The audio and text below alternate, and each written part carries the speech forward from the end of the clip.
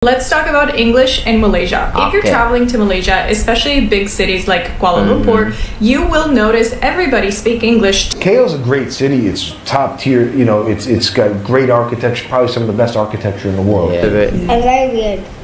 It's weird? I'm What? weird. You're weird. Because I don't eat candies like the other children. They only get it if they get 24 stars. So how many stars you got? Memang fasih betul lah. Dari kecil aja fasih kayak gini bahasa Inggrisnya guys ya.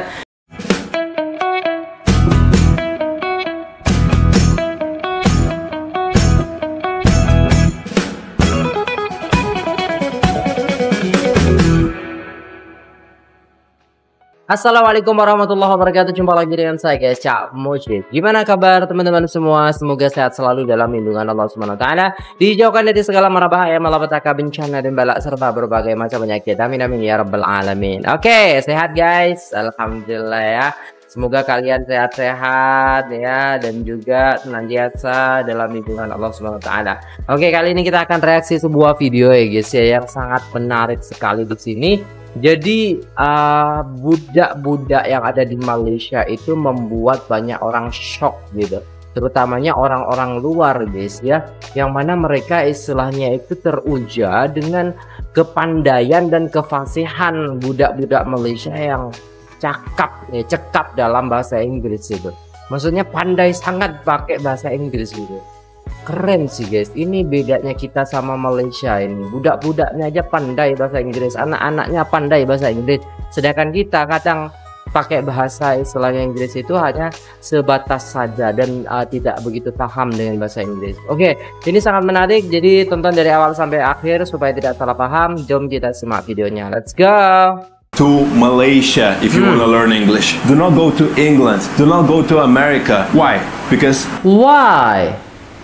Jadi kalau mau belajar bahasa Inggris gak perlu ke luar negeri yang jauh-jauh gitu, cukup ke Malaysia saja gitu. Waduh, kok bisa orang barat ini mengatakan seperti ini ya? here in Malaysia, together with learning English, you will gain a superpower, understanding every single accent in the world, whether it's Malay, Chinese, Indian, African, Italian, French, South Korean, Japanese. As someone who has learned English here in Malaysia, and I've learned my English from the Chinese, the Malays, the Indians, and everyone else that lives here, the English that you learn here in Malaysia is going to be influenced by so many different people, cultures, that your English is going to be the united version of English, the English of the world, and you will easily understand everyone because you've heard every single accent while you've been here in Malaysia, and everyone in the world will understand you with a few. Jadi karena di Malaysia itu banyak aksen-aksen yang mungkin di dunia itu sudah ada gitu loh guys ya. Jadi mudah kita istilahnya untuk belajar aksen-aksen bahasa Inggris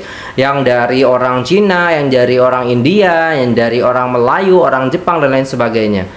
Iya, menarik ya guys ya. Minor exceptions, English people still sometimes don't understand my English, but I invite them all to Malaysia because it's time to catch up with the rest of the world. Macam iOS 27, the new and updated version of English oleh Malaysia untuk semua. Oleh Malaysia untuk What's semua. It is a chicken wrap. How to get that? Chicken wrap. I got it from my English teacher Why? because she said it was yummy. Yummy. Is it all the very kids yummy. get it? Some of them, because they only get it if they get 24 stars. So how many stars you got? Memang fasih betul lah. Dari kecil aja fasih kayak gini bahasa Inggrisnya guys ya. Speaking English with the vocab and apa namanya vocabularies and everything about kayak apa namanya ya, simple present tense apa dan lain sebagainya like that lah. Ya, dia paham dan bagus bahasa Inggrisnya. How many stars that you got? 24. 24. Are you sure? I Ya. can't really calculate it. So you want to show it to me? Want to see the inside? Yeah. So it means that you Wanna got see the inside. stars, excellence, Wow. marks for English and that. Your teacher give a reward. Yes. This is what it looks like. Oh, enak banget itu. Have you say thank you? Yeah. Okay, enjoy. Okay. Mantap sih guys. We were dikasih. having dinner and she suddenly said, I'm very weird. I'm very I'm very weird. It's weird. I'm What? weird. Why weird? Because I don't eat candies like the other children. Just good. it's good. I am weird. You know it's not good for you. That's why you don't eat it. Let's talk about English in Malaysia. If you're Okay. traveling to Malaysia, especially big cities like Kuala Lumpur, you will notice everybody speak English to a certain degree. You're also going to notice different accents and different dialects in Yeah. English. They usually range from a very casual English, which is kind of a mix of Malay and Chinese and Tamil, basically called Manglish, or the formal English that is Malaysia used English. in business or education or administration. See, English came to Malaysia in the 1800s when the British colonization happened. Then English became the language of government, education, business, and when Malaysia gained their independence in 1957, English didn't just disappear because Malaysians are smart. Iya, They benar. kept Bahasa Malaysia as their national language, or Malay, and they kept English for global communication and economic growth. And that's why today English is pretty much everywhere in Malaysia, Yeah. in universities and schools. It's actually a mandatory subject in public schools, I think. You'll see it on restaurant menus, on road signs, and many other things. And what I like the most about the type of English used in casual settings here by Malaysian people is that it's very efficient. You know, they don't waste time. For example, "Are you able to help me with this?" is simply can or not. I have already managed to complete the task is going to be done already. And you're also going to hear little elements like la. I'm not going to try to explain how to use them because I really don't know, and it's almost like an untranslatable thing, like you have to be from here to know where to put it. But you'll hear those elements and they are just added sometimes to emphasize something, sometimes to soften things up, sometimes Yeah. to, I don't know, make something a little bit more aggressive. It's many, many uses. Malaysians can very easily switch between formal English to casual English, and when they're in a business setting, for example, they will use proper English, and when they're with their friends or with their family, Yeah. they will switch to a much more casual tone. Jadi memang seperti itu guys. Saya dulu pernah istilahnya bawa dato ya, dato datin waktu itu. Jadi ketika mereka istilahnya ngomong dengan orang hotel, mereka akan menggunakan bahasa Inggris yang casual gitu kan. Ketika mereka istilahnya ngobrol sama anaknya sendiri atau istrinya, mereka akan menggunakan bahasa Inggris yang santai seperti itu. Saya sampai apa ya suka gitu kan dengan istilahnya campuran-campuran yang mereka buat, seperti istilahnya Melayu Inggris seperti itu. Jadi I sangat suka sebab you kan. Nah, contoh lah guys ya. Jadi di situ saya istilahnya tertarik dengan menggabungkan antara bahasa Melayu dengan bahasa Inggris gitu. Ternyata itu juga anak-anak mudanya juga sama seperti itu guys, mencampur-campur juga ketika istilahnya ngobrol gitu. Itu sangat keren sih menurut And saya. vocabulary. And this is pretty similar to my country. I'm from Moldova, so when we speak Romanian in Moldova, it has a very thick, strong dialect, but then we can switch to proper Romanian very easily, so then we use it in more formal situations. So overall, I'm very grateful that even in Indonesia and Singapore and Malaysia, I have been able to be understood and communicate easily with local people, because everybody seems to know English to a certain degree, and most of the times it's very good English. And many Malaysians actually speak 3 to 4 languages, so if you're traveling, if you're a tourist and you're having some issues because that person doesn't speak perfect English or you can't understand them, you gotta chill, because that's their 3rd or 4th language already. Relax lah. You wanna try? Relax lah, pasti ada It's like lah. hard because it's a bit big. What? The math is very important part in the diet. Jadi memang guru-gurunya sudah pinter bahasa Inggris. Jadi talking learning English with the old teacher, because the teacher is very smart and can speaking English every day like that, ya kan? Jadi kalau bahasa Inggris itu memang kayak ini ya guys ya, agak-agak gimana gitu. Kita harus memang kursus bener-bener baru istilahnya kayak pinter bahasa Inggris. Jadi kalau di sekolah itu nggak menggunakan bahasa Inggris, sedangkan di Malaysia itu banyak sekolah yang speaking English every day gitu. Keren. Because the mouth helps us to chew with the teeth into broken particles, and the saliva helps the broken particles Gila. be even smaller particles to help us swallow the food easier, and the Jadi ya kalau kita tengok dari kecil aja mereka sudah pinter bahasa Inggris, makanya gedenya itu mereka IQ-nya tinggi-tinggi gitu. Beda sama kita yang nggak tahu bahasa Inggris. What is that? How much this? 5.000 like that guys ya. Jadi memang beda ya, pendidikan di Malaysia itu memang lebih tinggi ya kualitasnya daripada kita yang istilahnya di Indonesia ini. Tapi kedepannya semoga lah gitu kan bisa gitu. also helps us to swallow the food. Okay, so what do you think if there is no saliva? What would it happen in your mouth? In your mouth. Yeah. If we want to try and swallow it, it's like hard because it's a bit big, and we just need to make it a bit smaller. Then if we swallow it, it's easy. But because the saliva, there's no saliva, so it's gonna be hard to like swallow the food. And the saliva actually helps a lot, so we can eat our food and then finally go to the toilet. Okay, one thing for sure. Gila Have you sih. ever been choked? Like, choking when you eat food and then you choke. Yes. What is it? When I was 6 years old, I was eating spinach and I get choked by spinach. And then, why is it happening? Why? Do you do something when you eat? Wait. I choked by spinach because I'm very hungry and I eat so fast. Ya betul, eating so fast. Remember it? How do we choke? No, I'm not asking like how do I choke myself, but I'm asking like how does choking happens? Choking happens because it can have many reasons. The first reason is that first, when you eat, you talk because the door of your nose and the mouth it just intersect at the same point. Menyenangkan ya melihat anak-anak Malaysia yang pinter bahasa Inggris gitu. Jadi gurunya juga keren gitu kan, murid-muridnya juga keren gitu loh guys ya. Itu bedanya kita sama mereka tuh ya, kecil-kecil sudah pinter bahasa Inggris gitu, bisa menjelaskan dengan bahasa Inggris ya pertanyaan-pertanyaannya. Gila sih memang. And when you talk while you eat, somehow the door is open and then you got a choke.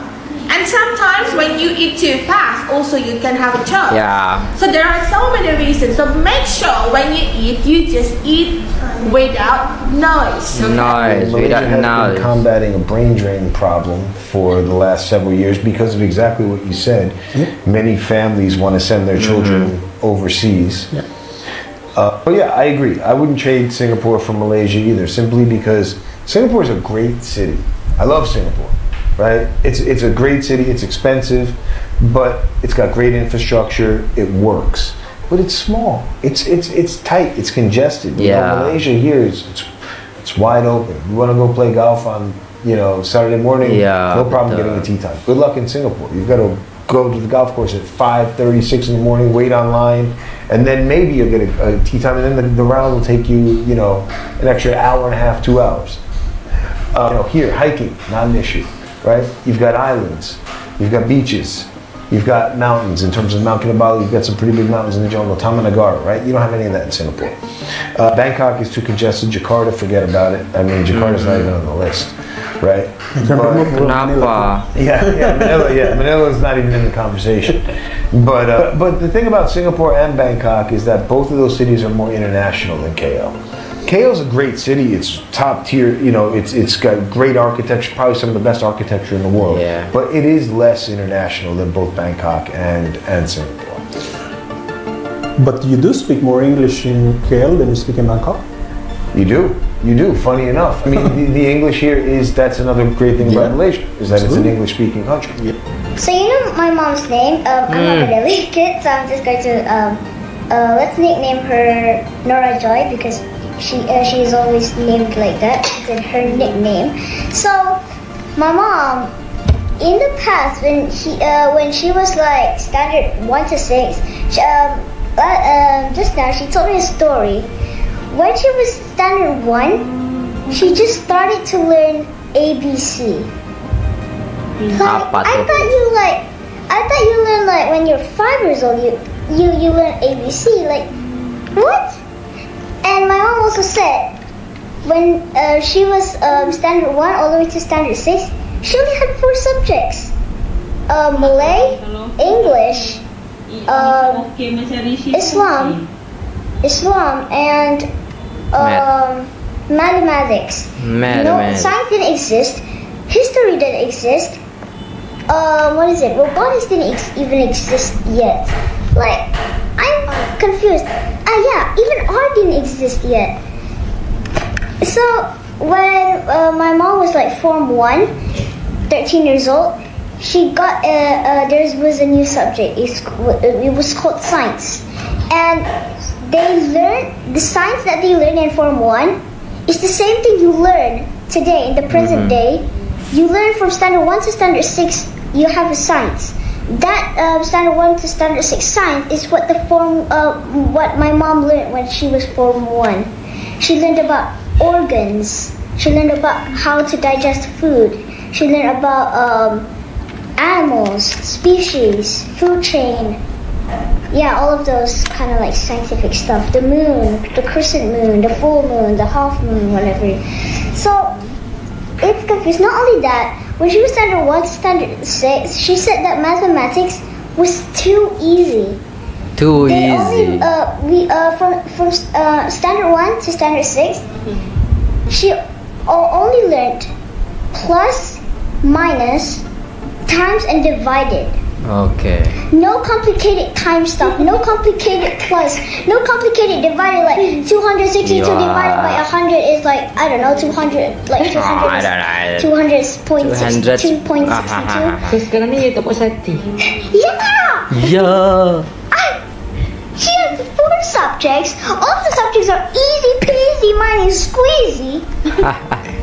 Her maths, there was still like 1 per 2 times 2%.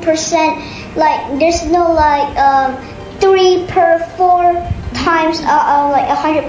Like 3 per 4. Try to find 3 per 4.